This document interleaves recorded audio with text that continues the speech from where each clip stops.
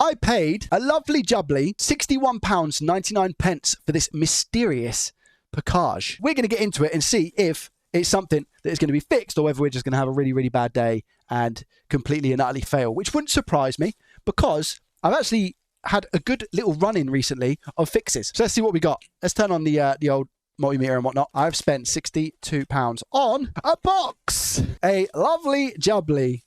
Okay condition, if I do say so myself. Nintendo Switch OLED. Look at this bad boy. That looks great. I can see 2 scratches on the screen.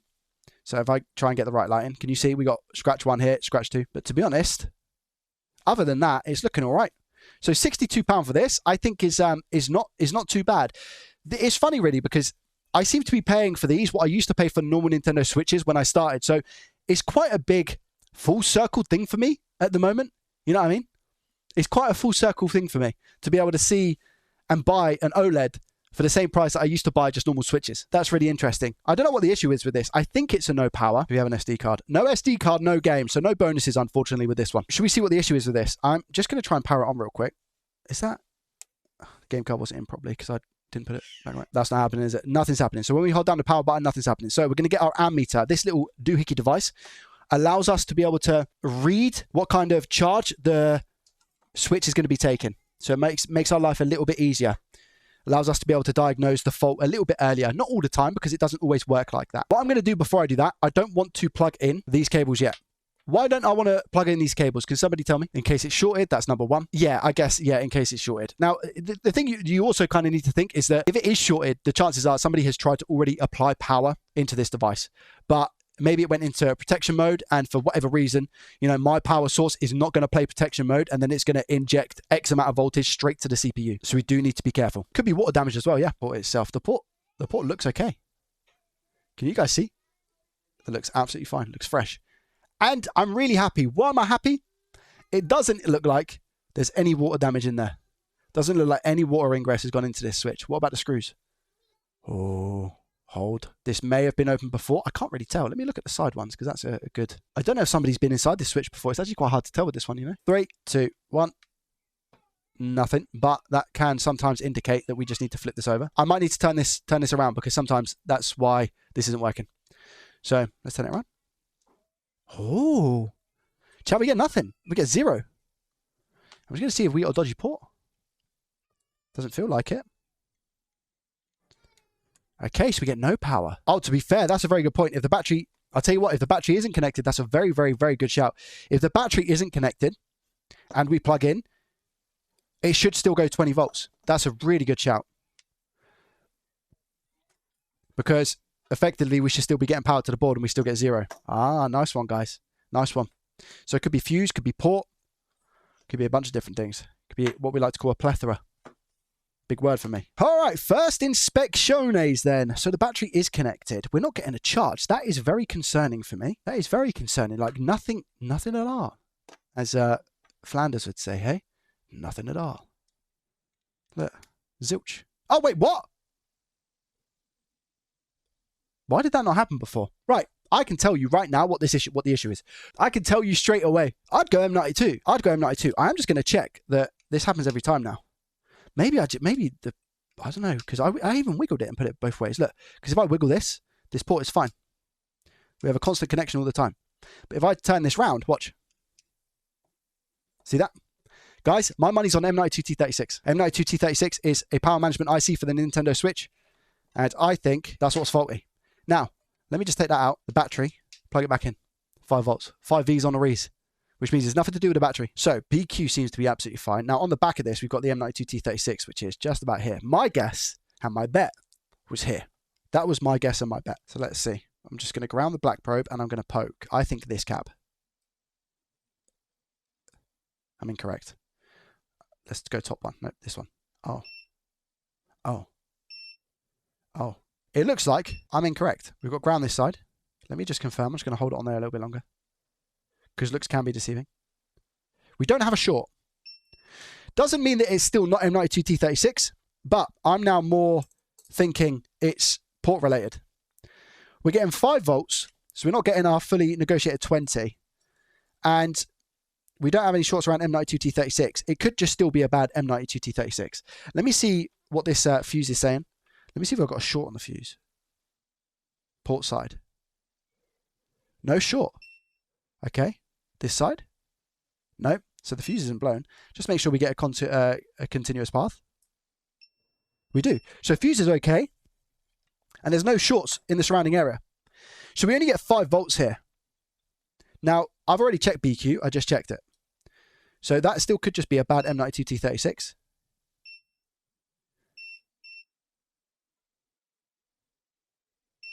Yeah, it could just be a bad M92T36. I'll just check the pins. I mean, it would be very, very rare for these to just come loose in the first place, you know. And the actual port itself, looking inside it, was A-OK. We get a little bit of a closer look now, but I think we're all right. Yeah, doesn't seem to be anything wrong with the port. I think it's M92T36. So just to confirm again, if I go ahead and plug in the ammeter, what you'll see on screen is it's just 5 volts. So just to confirm, if I go into DC voltage mode as well, I'll tell you exactly what this reads on the fuse. It should be 5 volts. It's 5 volts. Okay, so we have 5 volts either side of the fuse. So we know that fuse is good. Essentially, the current is, the voltage is bypassing the fuse and going into the main board. I think it's going to be M92T36. We'll just go for a quick change. That's going to be our quickest thing. I need an M92T36. Now, personally, I like to grab these from donor boards. And, oh, there's one. And the reason being is because I trust them more than AliExpress at the moment. If I had no chips, I'd grab one from AliExpress, like a brand new one. This doesn't look soldered on correctly to me. Maybe it is. It just looks a little bit lopsided. I'm not going to go 450. I think it's a bit too much nowadays. I'm going to go 420, circulating the hot air, 420 degrees Celsius. It's at 50% as well. Should be suffice.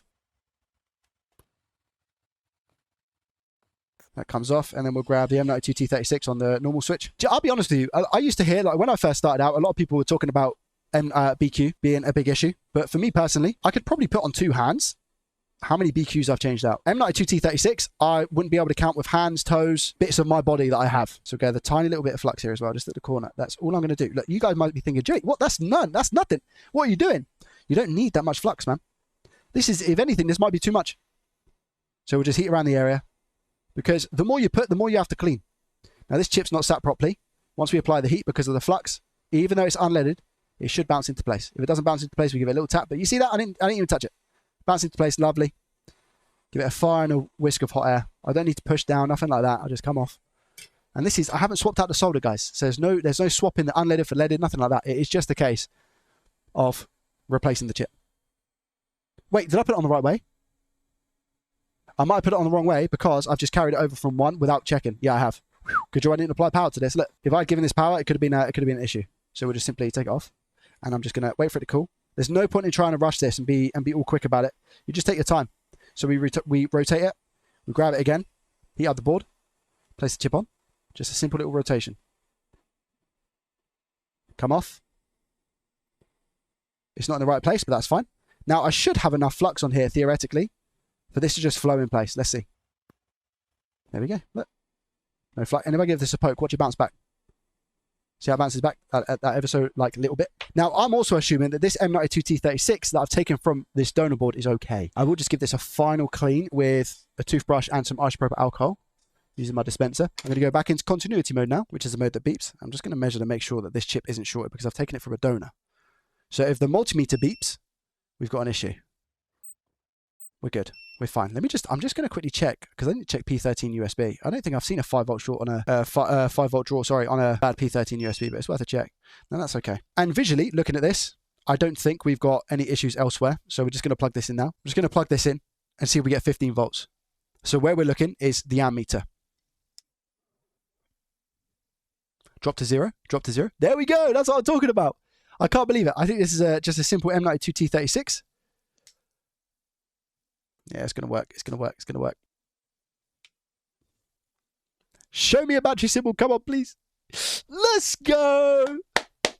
Is this switch going to turn on? That's my question that I have right now. Guys. Oh! Not planned. I promise that was not rigged. That was not rigged. Lord, glove. Now, you can see some lines on the screen, right? That's only because of the frame rate of the camera. Yep, it finds my SSID. And the chances of this not working when it finds your SSID is very, very slim. It's like 99% success rate that finds the SSID from my experience. It seems to be working absolutely fine. I will just really, really quickly test the game. Let's go. Game works. Wi-Fi works. I think that is that Nintendo Switch OLED fixed. And the good thing as well is that this device will probably go for around about £100 or so. So we've made a decent amount of profit today. If you did enjoy it, please consider hitting the thumbs up button. Subscribe to the channel if you're new around here. And as always, I shall see you in the next one. Peace.